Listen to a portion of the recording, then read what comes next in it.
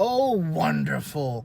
Another one of these easily debunked BS videos by Gweilo 60. I love the China title of this one. Let's take a look. China is the #1 country in the world. Wow. Did you come up with that one all on your own, Gweilo? You see, this is one of those titles that you come up with when you have nothing left to contribute to the community. Not that Gweilo ever did, let's be honest. He never contributed to the community really anyways, but that's besides the point, okay? He starts off by saying that China has the largest military by personnel. Wow, big deal. We could literally kill every one of them with unmanned drones, okay? In today's world, military personnel are pretty much just meat shields, okay? As long as you have enough people to mount jets, helicopters, tanks, and control drones, that's pretty much all you need. People aren't really gauging the strength of the military anymore by the amount of military personnel that they have. And I know that, back in your day, 1831, that was really important, but it's not anymore, okay? But to somehow say that America starts the most wars, meanwhile China is looking to start the next world war by attacking Taiwan, by aligning itself with the Taliban, by having issues with India, by having issues with Russia, by having issues with the Philippines and Vietnam, and having more issues with countries that it borders, I find that kind of funny, especially the Taliban thing, where they've basically been at war with each other for, 2,000 years in these countries a lot of times. And China just somehow wants to align itself with countries like Pakistan, okay? But then Gweilo wants to talk about GDP and spending. Okay, sit down, old man. You understand nothing of finance. Zero, zip, nada. You can go and look up statistics, but you don't really understand them. You see, GDP is irrelevant to a communist country. And the reason for that is because the Chinese government is rich, but the people are poor. Okay? Now, the thing to understand is consumerism. How many people in China consume as much as Americans? Quite obviously, not nearly as many, right? So this is something that you have to understand. Chinese people largely spend a lot of money on rent, okay? You live in a tier 1 city, which is what Chinese people usually do, okay? It isn't uncommon for Chinese people to pay over half of their wages in rent. And Chinese people don't make much to begin with. Americans have more to spend for fun, okay? For concerts, restaurants, which is part of the reason that we're fat, right? Americans didn't get so fat by not having disposable income.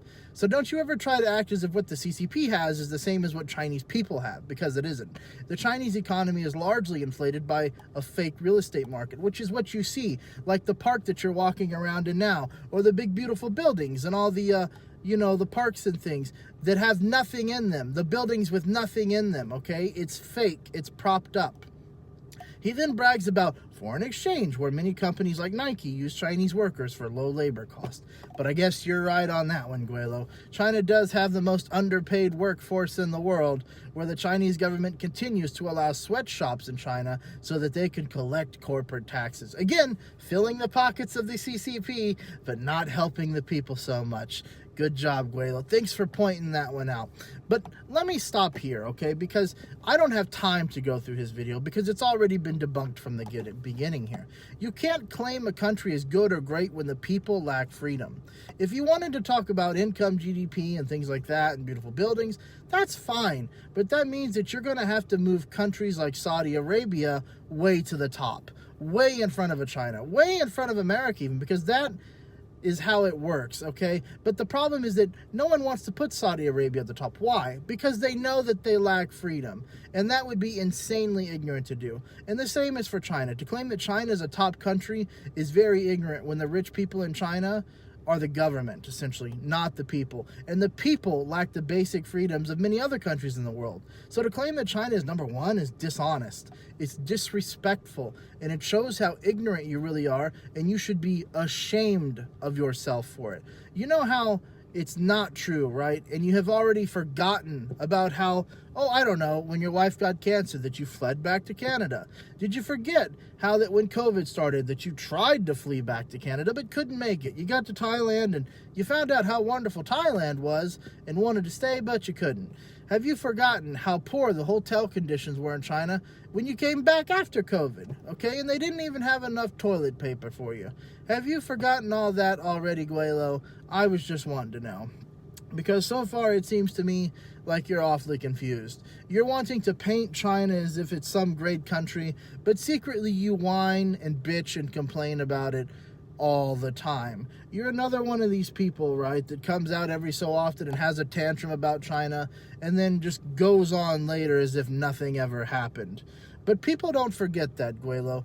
People don't forget, okay? And in the end, Chinese people make the same wages as many people in Africa. So let's not act as if Chinese people just have it so freaking awesome in China. Now, you might have it okay in China because you're an old retired man mooching off of his wife because he speaks no Chinese in this country. So it might be pretty good for you. But for Chinese people, the average Chinese person, it's very different. How about you climb out of your little hole there, take a look at the people around you, and see how they're living? Because again, look at the consumerism. You pointed it out. More people in America have cars. Why do you think that is? Because most Chinese people can't afford a car, okay? They can't afford to pay their rent and to buy a car, okay? How come people in America have so many TVs, but yet a little 16-year-old can have a car? I wonder why that is, okay?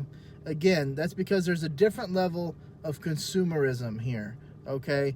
People here can spend more money on things that they enjoy as compared to people in China spend money on their rent and then walking around a park because they don't have any money left. Jeez, Gweilo. I swear, the ignorance is just baffling to me.